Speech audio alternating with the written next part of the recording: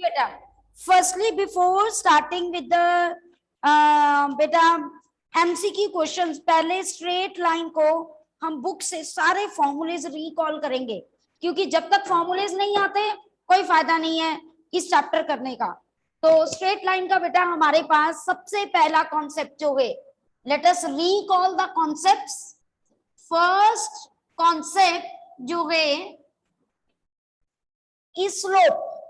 आपको पता है कि स्लोप मेरे पास जो है 2 पॉइंट से, अगर हम देखें 2 पॉइंट फॉर्म से, x1 y1 z1, x2 y2 z2, z2 नहीं लेंगे, आपके 3D नहीं है, सिर्फ 2D में।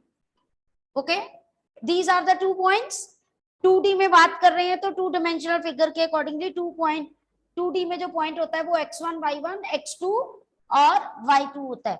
तो सबसे पहली बात, अगर 2 पॉइंट से पास होती, स्लोप का कॉन्सेप्ट देखना है तो y2 minus y1 over x2 minus x1, पहला कॉन्सेप्ट। दूसरा, अगर मुझे जो है थीटा दिया है कि अगर एक लाइन एक्स एक्सिस के साथ एंटी क्लॉकवाइज डायरेक्शन में थीटा अगर बना रही है एंगल, तो बेटा स्लोप मेरे पास tan थीटा होती है। ओके, हाँ जी। नेक्स्ट कॉन्सेप्ट थर्ड, अगर मेरे पास कोई स्ट्रेट लाइन दी है ax plus b y plus c equal to 0, तो यहां से स्लोप देखनी है, तो यहां से स्लोप क्या होगा, माइनस कोफिशिएंट ऑफ x मेरे पास over coefficient of y। Okay, बात समझ आई बेटा, क्लियर? तो अब बेटा मेरे पास ये स्लोप के 3 कॉन्सेप्ट है। फिर एंगल बिटवीन 2 लाइंस। अब 2 लाइंस के बीच में अगर मैंने एंगल देखना है, देख लीजिए, ये मान लीजिए थीटा है। ओके, तो tan थीटा मेरे पास जो है बेटा, अगर एंगल बिटवीन 2 लाइंस हमने देखना है, प्रोवाइडेड कि मुझे स्लोप जो है दोनों लाइंस की दी हो, तो हमेशा मेरे पास m2 minus m1 over 1 plus m1 m2। अच्छा, 2 लाइंस के बीच में ना एंगल भी 2 होते हैं, 2 तरह से देखे जाते हैं, एक एक्यूट होता है, एक ऑब्ट्यूज हो सकता है। तो मेरे पास अगर ये थीटा है तो ये भी है, तो बेटा एंगल बिटवीन 2 लाइंस ही है ना, तो दोनों आंसर्स हो सकते हैं। ठीक है, कई बार वहां पर आंसर ऑब्ट्यूज वाला भी हो, एक्यूट वाला भी हो, तो टिक एक्यूट वाले की प्रेफरेंस। अगर एक्यूट वाला नहीं है तो फिर ऑब्ट्यूज वाले को टिक कर दो। बात समझ आ गई बेटा? Okay, clear? यहां तक सबको पता चल गया। फिर बेटा अगर 2 लाइंस, आर्यमन, अगर 2 लाइंस मेरे पास पैरेलल हैं, suppose 2 lines are parallel, 2 lines are parallel, तो बेटा 100% इनकी स्लोप क्या होगी, इक्वल होगी। ओके, 100% इक्वल हो। और अगर मेरे पास जो है 2 लाइंस आपस में परपेंडिकुलर हैं, 2 लाइंस आपस में परपेंडिकुलर हैं, जस्ट वेट बेटा, हाँ जी, तो बेटा m1 m2 मेरे पास जो है ऑल्टरनेट जो है स्लोप्स दी हुई है दोनों लाइंस की रिस्पेक्टिवली। तो अगर ये 2 लाइंस परपेंडिकुलर हैं, m1 m2 -1 के इक्वल होगा, दोनों का प्रोडक्ट -1 के इक्वल होगा। ओके बेटा, ये हमारा स्लोप का कॉन्सेप्ट जो था, कि जिसमें हम कहीं पे भी ये कॉन्सेप्ट यूज कर सकते हैं। अच्छा, मैं एक बात बता दूं सॉरी, अगर मेरे पास ये टेंजेंट है, suppose this is a tangent किसी भी कर्व पे, मान लो ये सर्कुलर कर्व पे एक टेंजेंट, तो जो उस पे परपेंडिकुलर लाइन होती है ना, वो नॉर्मल की होती है।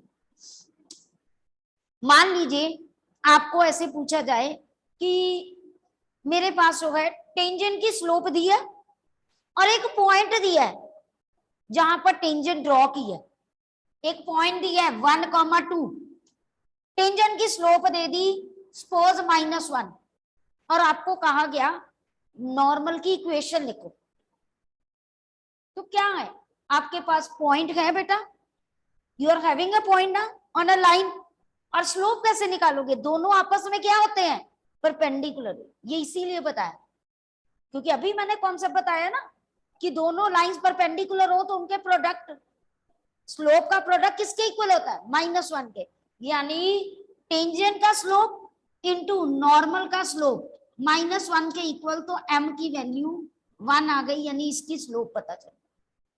उससे आगे इक्वेशन लिख सकेंगे जब मैं बताऊंगी। अब यहां तक बात समझ आ गई सबको, क्या बताना चाह रही थी, ये परपेंडिकुलर का कॉन्सेप्ट किसी भी लाइन की इक्वेशन में वो यूज हो सकता है in order to write the equation of a line. ठीक है बेटा, चलिए मेरे पास नेक्स्ट,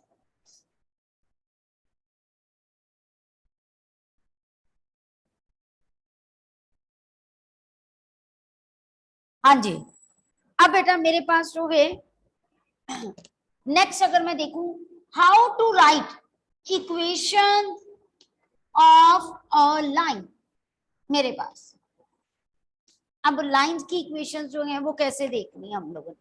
अब बेटा लाइन की इक्वेशन के लिए हमारे पास जो है सबसे पहला एनी लाइन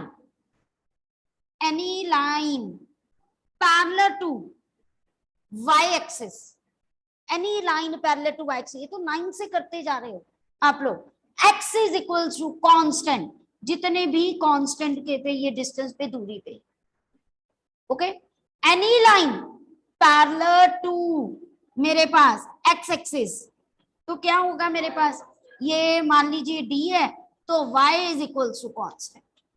यहाँ कुछ ना कुछ आपको इंफॉर्मेशन दी होगी कि ये लाइन जी 2,3 से पास कर रही है, ये लाइन 4,1 से पास कर रही है, तो अपने आप वो d डिस्टेंस आ जाता है, मतलब d की वैल्यू आ जाती है। जैसे मैं ही कहूं any line which is parallel to x axis and passes through the point 2,3,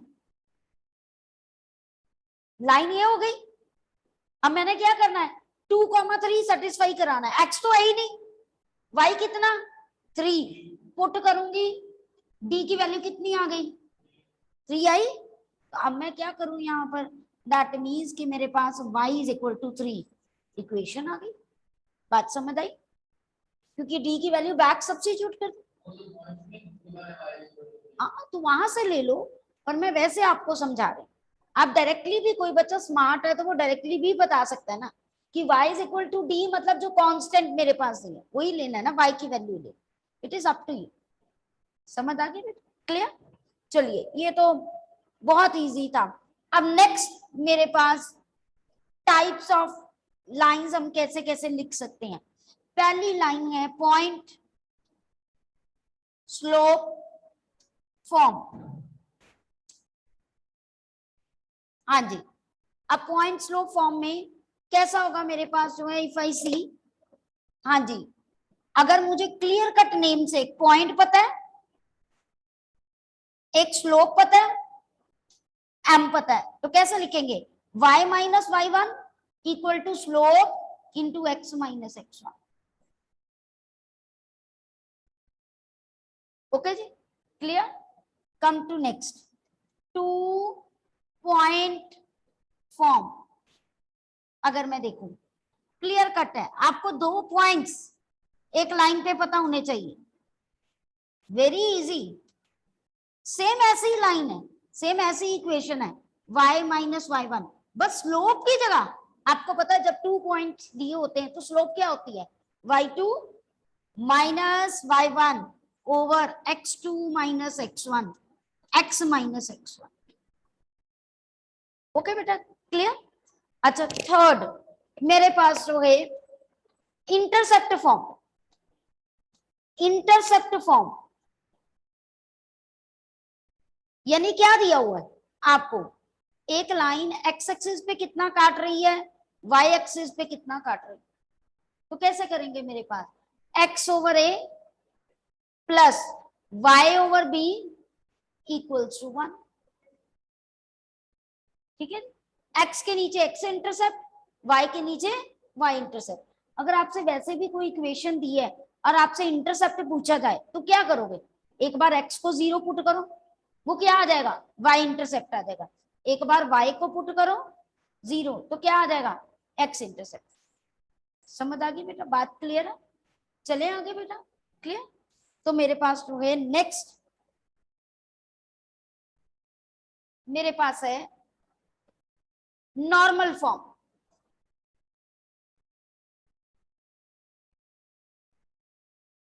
normal form, normal form में क्या होता है, क्लियर कट, अगर एक लाइन है ओरिजिन से उस पे परपेंडिकुलर, परपेंडिकुलर को नॉर्मल ही कहते हैं, और ये नॉर्मल एक्स एक्सिस के साथ कितना एंगल बना रही, थीटा, और ओरिजिन से ये जो परपेंडिकुलर है इसका डिस्टेंस दिया हुआ p, तो इक्वेशन क्या बन जाएगी, x cos theta plus y sin theta is equal to distance p या d, जो भी डिस्टेंस लेते हो। ओके जी, यहां तक सारी बातें समझ आ गई। अब एक चीज देखिए, मेरे पास ना अगर आपको कोई एक लाइन दी है, एक जर्नल फॉर्म बता रही हूं, आपको कहा गया दिस इज अ लाइन,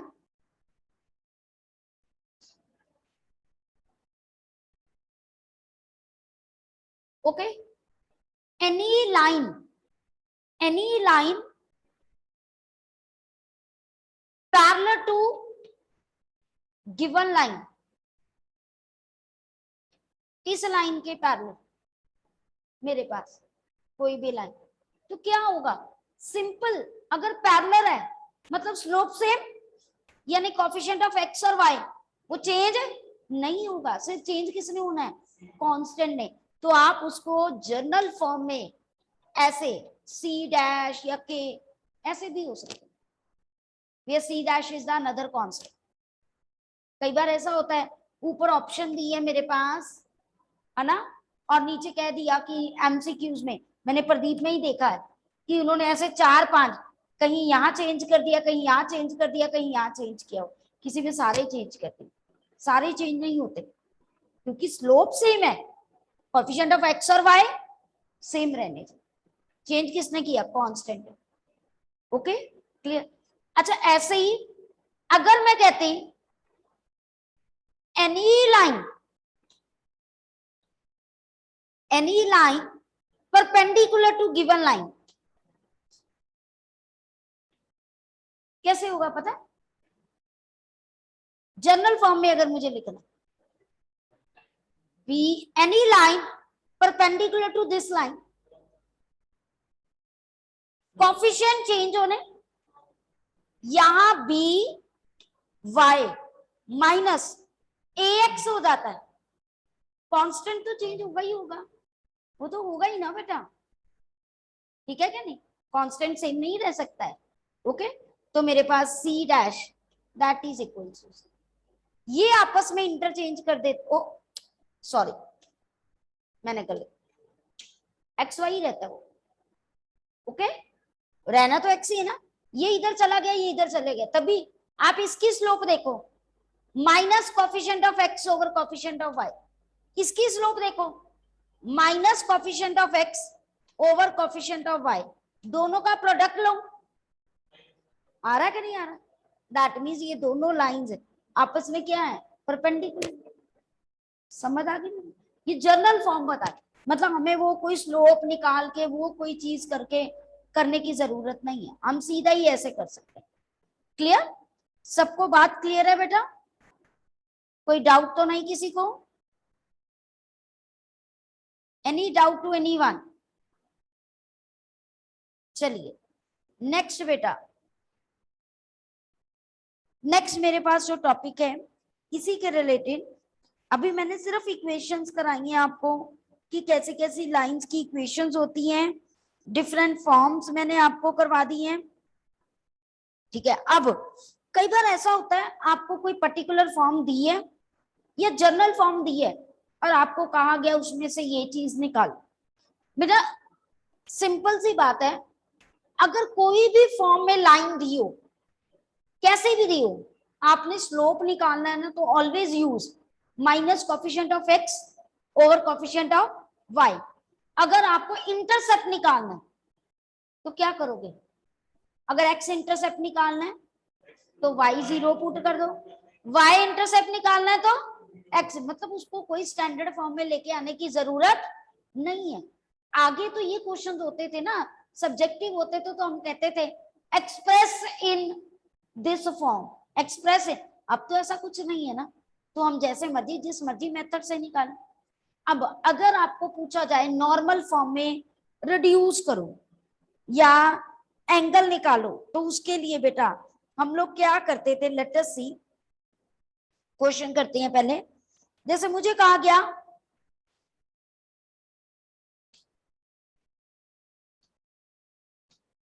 अगर वो मुझे कहते ओरिजिन से इस लाइन पे जो परपेंडिकुलर है ना वो डिस्टेंस बताओ, तो नॉर्मली हम बच्चों को क्या कहते थे, वो इसमें नॉर्मल फॉर्म में इसको कन्वर्ट करता था। हम सीधा भी तो कर सकते हैं। अगर मुझे ये कहा गया ओरिजिन से इस लाइन का, मान लो ये लाइन ऐसी है सपोज, है ना, तो ये डिस्टेंस ही बताना है ना, तो डिस्टेंस एक पॉइंट से एक लाइन पे, बेटा डिस्टेंस हम डायरेक्ट भी निकाल सकते हैं। वो कैसे होता था, डिस्टेंस डी पॉइंट पुट करो, यही होता था ना, over under root coefficient of x square plus b square, am I right?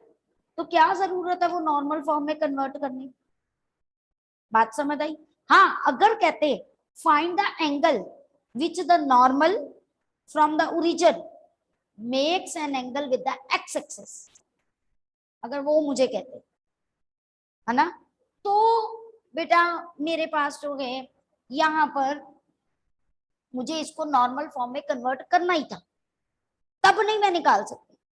ठीक है, तो उसके लिए मैं क्या करूं, यहाँ पर मुझे पता है कांस्टेंट टर्म को उधर ले जाओ, अगर कांस्टेंट टर्म नेगेटिव है तो ये नेगेटिव इधर एडजस्ट करो, याद है कि नहीं? फिर क्या करते थे, एक्स स्क्वायर और वाई स्क्वायर के कोफिशिएंट जो है, एक्स और वाई के कोफिशिएंट के स्क्वायर को प्लस करके अंडर रूट लेके सारी इक्वेशन को उससे डिवाइड करते थे। मतलब we have to divide by under root 1 plus 3, यानी 2 से डिवाइड किया तो ये minus x by 2 root 3 by 2, और ये कितना आ गया 4। ओके बेटा, क्लियर? तो अब क्या करेंगे, यहाँ पर मेरे पास जो है, अब मैंने देखना है क्यों डिवाइड क्यों करना बेटा, अब तो सीधा ही हम देखेंगे ना, एंगल देखना है। देखो इसको कंपेयर करो, x cos theta y sine theta, ये पी मेरे पास, कॉस नेगेटिव साइन पॉजिटिव, कौन से क्वाड्रेंट में होता है, सेकंड में। और सेकंड में जाने के लिए एंगल क्या देखते हैं, पाई माइनस थीटा। वैसे मुझे बताओ रूट 3/2 साइन की वैल्यू कब होती है 60, पाई माइनस 60 120, ठीक है, तो दैट मीन्स थीटा कितना आ गया 120 डिग्री। रेडियंस में भी लिख आ सकता है, एमसीक्यू में डिग्रीज में भी लिखा आ सकता है, आपको हर तरह। हाँ जी, in the positive direction, positive direction मतलब एंटी क्लॉकवाइज, मतलब अरे ऐसी बनेगी ना फिगर, ये मैंने तो फिगर कहाँ बनाई थी, वो रफ, वो तो रफ बनाए, वो तो समझाने के लिए बताया था। अब फिगर थोड़ा हम पेपर में एग्जैक्टली बना सकते हैं, दैट इज नॉट पॉसिबल। ठीक है बेटा, चलो आगे, बात क्लियर होगी कि ये डिपेंड करता है क्वेश्चन कैसा है, उसके नीड के अकॉर्डिंगली आपने चेंज करना है। यस समृद्धि बेटा, यस समृद्धि। मैम जो ये थीटा लिया हमने 120 डिग्री में, आप 60 भी तो लेने को ले ही सकते थे। बेटा हम जो एंगल बनाते हैं समृद्धि, वो एंटी क्लॉकवाइज बनाते हैं हमेशा। अगर आप 60 लेते हो, यहाँ पर cos 60 नेगेटिव नहीं ना बनेगा। cos 120 माइनस 1/2 होता है, cos 60 तो 1/2 होता है, मुझे आंसर में यहाँ पर -1/2 चाहिए।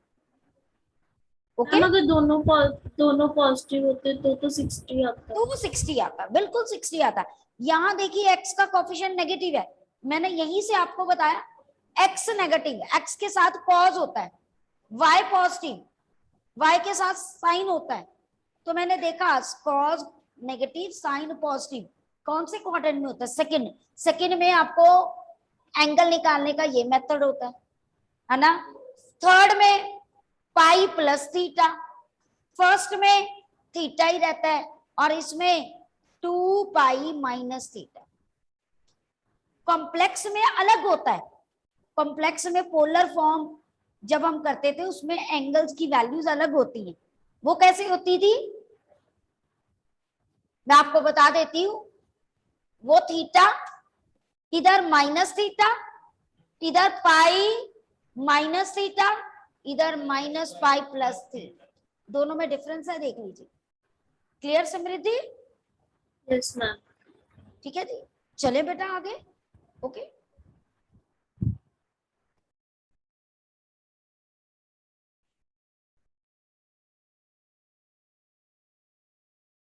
हाँ जी, नेक्स्ट बेटा मेरे पास जो है अब दो लाइंस के बीच में डिस्टेंस। अभी जो मैंने आपको फॉर्मूला बताया वो एक पॉइंट का एक लाइन से डिस्टेंस बताया था, एम आई राइट? ठीक है ना। अब मैंने आपको बताना है कि दो लाइंस के बीच में बेटा ये लाइंस हमेशा पैरेलल लाइंस होनी चाहिए, क्योंकि अगर ये पैरेलल नहीं होंगी मैं डिस्टेंस नहीं निकाल सकती। बिकॉज अगर दो लाइंस मेरे पास ऐसी हैं, मैं इसको एक्सटेंड कर सकती हूँ तो ये 100% इंटरसेक्ट करेंगी, तो आंसर डिस्टेंस क्या होगा? 0। क्वेश्चन ये भी बन सकता है हमारा कि what is the distance between the two lines when they intersect, है ना। और when they extended then they intersect. तो डिस्टेंस जो होता है ना दो लाइन में हमेशा शॉर्टेस्ट डिस्टेंस होता है, तो अगर इंटरसेक्ट कर रही है तो शॉर्टेस्ट डिस्टेंस क्या हो गया? 0। ओके, मैं बात कर रही हूँ पैरेलल लाइंस की।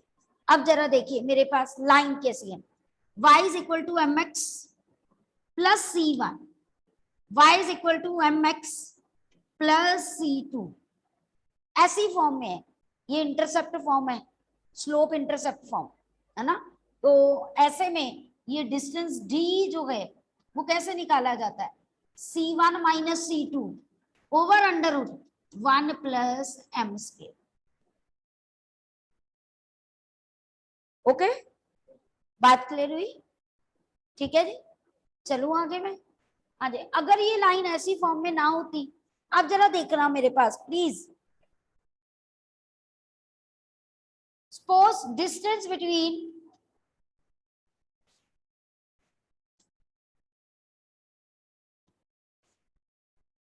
these two lines, how to calculate the distance between these two lines? क्या करें? जल्दी जल्दी सोचो। सबसे पहला काम है चेक करना, are these two lines parallel? हाँ जी, नहीं बेटा प्रोपोर्शनल है, सीधा देखा करो। दीज आर प्रोपोर्शनल वैल्यूज, तो लाइन पैरेलल होगी। कितनी सोचने में लग पड़े, है ना। Distance between these two line same नहीं बेटा, अगर दो लाइंस पैरेलल हो तो वो प्रोपोर्शनल हो तो वो अपने आप ही मेरे पास जो है वो, मैं वो ही तो पूछना चाह रही थी आपसे, प्रोपोर्शनल है।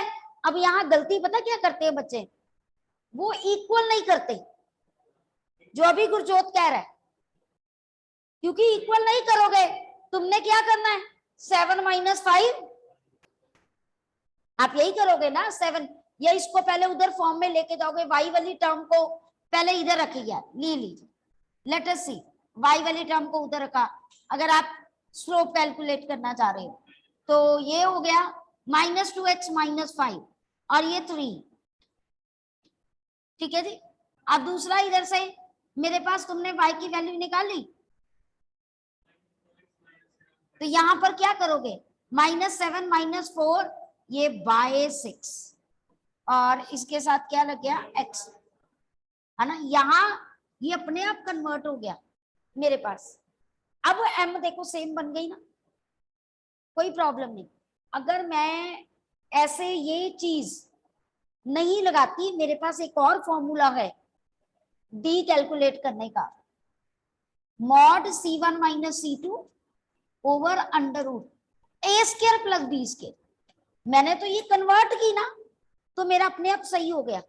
अगर आप कन्वर्ट नहीं करते हो तो बेटा सबसे पहला काम है c1 c2 आपने लेने के लिए पहले कोएफिशिएंट ऑफ x और y क्या करने हैं, सेम करने। तो यहां पर तुम 2 से मल्टीप्लाई करो तब आंसर सही आएगा। ओके, अब ये सेम हो गए a और b की वैल्यू। अब आप करोगे मेरे पास 10 - 7 ओवर √4² + 6²। यहां ऐसी फॉर्म में ले जाते हैं तो कोई टेंशन नहीं। बात क्लियर हुई सबको? मतलब ये इक्वल करना बहुत जरूरी है। प्रोपोर्शनल से ये चेक हो जाता है कि ये पैरेलल है, पर हम वैल्यूज, कोई बच्चा सीधा 2 3 से ले लेता तो यहाँ 5 रहता तो आंसर गलत ही आता, चाहे वो आंसर एमसीक्यू फॉर्म में होगा, लेकिन आपका गलत है।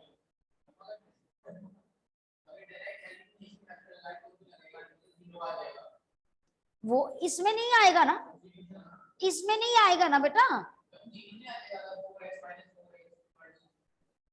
कैसे 10 - 4, ये तो x और y तो वैसे ही खत्म होते हैं। हमने 2 लाइंस के बीच में डिस्टेंस लेना है, तो एलिमिनेशन और सब्स्टिट्यूशन तो कुछ कर ही नहीं सकते बेटा। नहीं, मैंने सब्स्टिट्यूट नहीं किया बेटा, मैंने इसको इस फॉर्म में लेके आई हूं, कन्वर्ट किया मैंने, सब्स्टिट्यूट कुछ नहीं किया। Okay, clear? Any doubt online students? सबको क्लियर है? चलिए, और मेरे पास जो फॉर्मूला था, इमेज की बात करें, ठीक है। जब भी किसी पॉइंट की, किसी लाइन के साथ इमेज निकालनी है बेटा, तो क्या कॉन्सेप्ट होता है, अगर लाइन को एक्ट करें एज ए मिरर, ठीक है, तो क्या होगा बेटा, जितना डिस्टेंस ऊपर है उतना ही नीचे, अगर ये x, y है, ठीक है, तो ये x डैश y डैश है मेरे पास। तो हम क्या करेंगे यहाँ पर, सबसे पहले एक तो परपेंडिकुलर होंगे ये दोनों, दोनों की स्लोप का प्रोडक्ट -1 के इक्वल। दूसरा, ये पॉइंट इन दोनों का क्या होता है, मिड पॉइंट, यानी दोनों का मिड पॉइंट निकालोगे और वो इस लाइन में पुट करोगे। ये वाली लाइन, कोई भी लाइन दी होगी 2x + 3y, तो वो दोनों चीजें यूज करके हमारी वो पॉइंट ऑफ रिफ्लेक्शन आ जाती। जब भी रिफ्लेक्शन की बात हो, एक मिड पॉइंट, एक प्रोडक्ट ऑफ स्लोप किसके इक्वल होता है, -1 के। कॉन्सेप्ट लर्न करनी है, मैं बार बार कर। सबको बात क्लियर है बेटा? कोई डाउट तो नहीं? ठीक है जी, चलिए, तो we will complete now this chapter tomorrow. Please learn the formulas properly. Okay, till then, goodbye.